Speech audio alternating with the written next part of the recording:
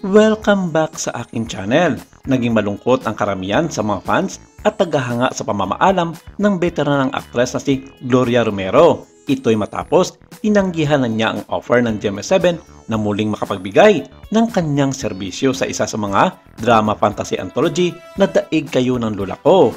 Wala man sinabi ang naturang network kung bakit tumanggi na ang veteranang aktres sa alok nila, pero sinabi ng kampo at malalapit na kaibigan ni Gloria Romero ito ay dahil bibigyan raw nito ng sapat na panahon para makapagpahinga ng lubusan sa kanyang retirement sa showbiz for 70 years na trabaho sa harap ng tabing.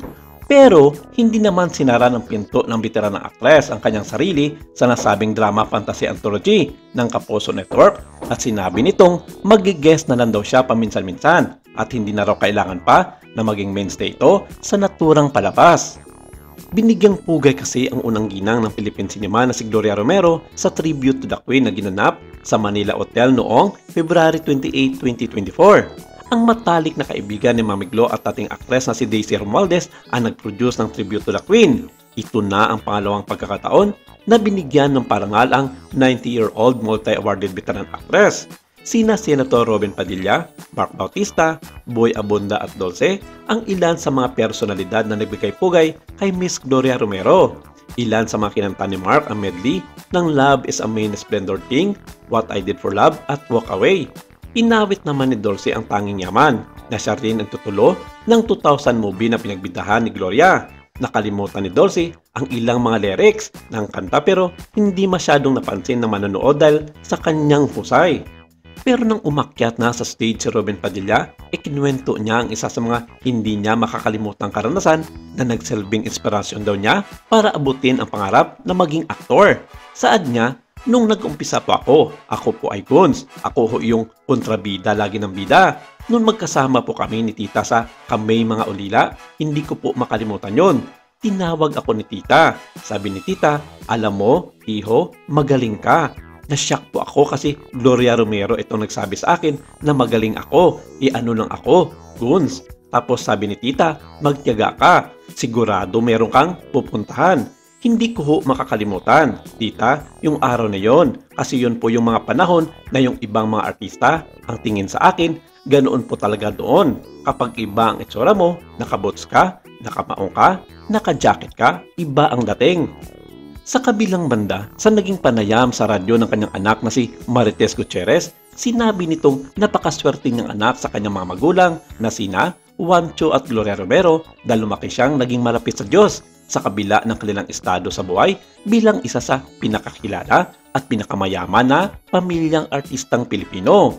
Dagdag pa niya na proud siya sa kanyang mga magulang na pinalaki siyang naging responsable sa lahat ng mga bagay, hindi raw katulad ng ibang mga tao o artista na lumaki sa yaman na ang lahat ng mga luho sa buhay ay bibigay ng kanilang mga magulang. Iba raw magpalaki ang kanyang inang si Mami Glo dahil tinuro nito sa kanya ang lahat ng mga kabutihan sa buhay, lalong-lalo na ang pagmamahal sa Panginoon at mapagkumbaba sa iba.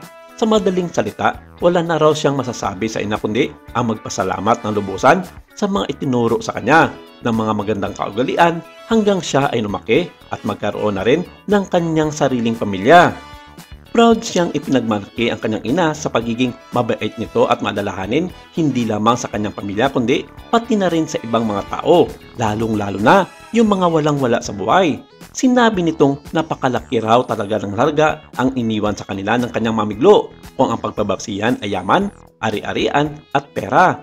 Pero minabuti raw nito na ibahagi ang kalahati ng kanyang yaman sa ilang mga charitable institusyon, lalong-lalo na sa pinakamamahal nitong organisasyon na Caritas Manila.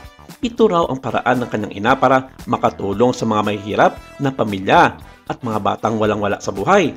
Tuwang-tuwa raw siya na pinantulot ng kanyang ina na si Gloria Romero sa kanyang last will and testament na binuo noong 2015 pa at majority ng mga ito ay hinati sa 3 charitable institution na hindi na pinangalanan nito sa kapakanan ng mga nasabing NGO o organisasyon.